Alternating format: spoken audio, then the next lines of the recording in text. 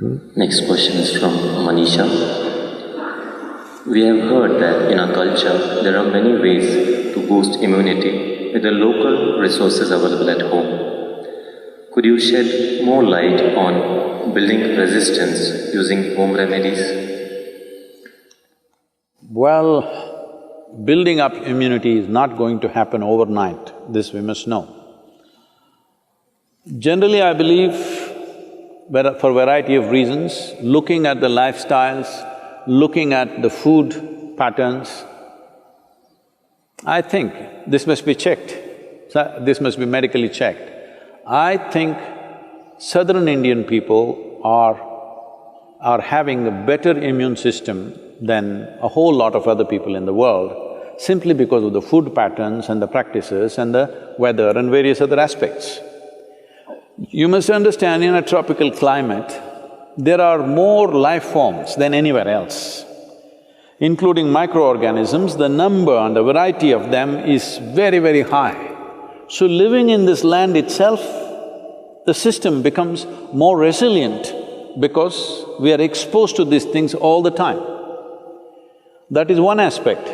Another thing is food, another thing is lifestyles.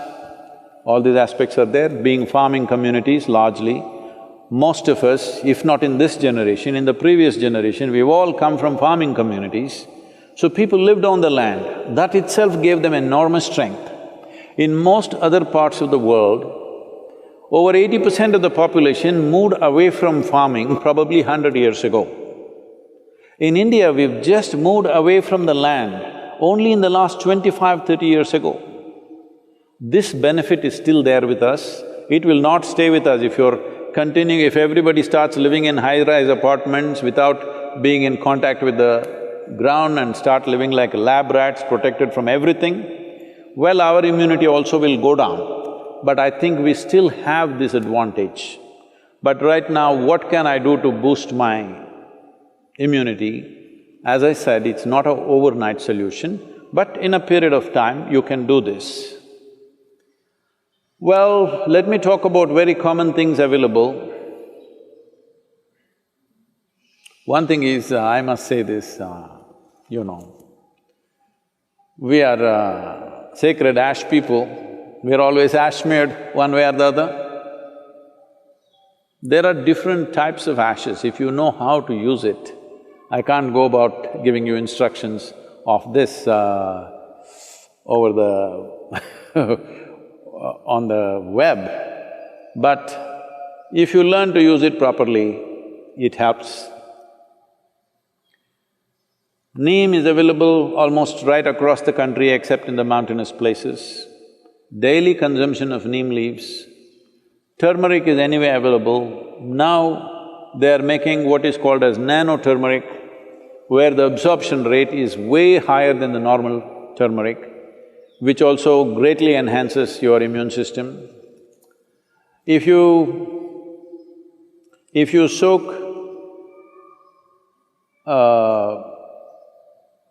the gooseberry or the amla or the nallikai in honey overnight, along with some broken pepper, black pepper or green pepper.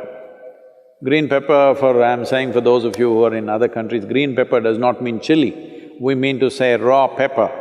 The peppercorn, when it's raw, which you might not have seen in most parts of the world, here it's common for us, it's available. So, soak it in honey and every day about 3 spoons, 3 times a day. It works best, all these things work best when you're on an empty stomach, that's the first thing that you take. If you do these things, you can see a significant increase in your immune system. I would say in 4 to 8 weeks, one can see significant betterment of one's immune system.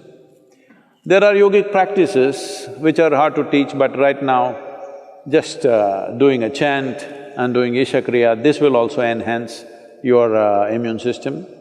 Let this be very clear that this is not treatment for coronavirus, nor is it a prevention. I did my chant, so I go and do irresponsible things, it's not going to work like that.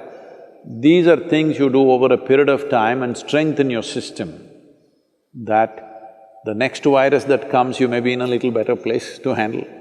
That is if you're there. Yes, don't take this lightly. Do not take this lightly. Right now, it is a challenge for every one of us to stay alive through this period. That's what it means. Do not think it's some remote thing that happens to somebody else in China or Italy. Right now, if you stay alive through these 6 to 8 months, that means we have handled this responsibly. If every one of us stay alive, that means we are good.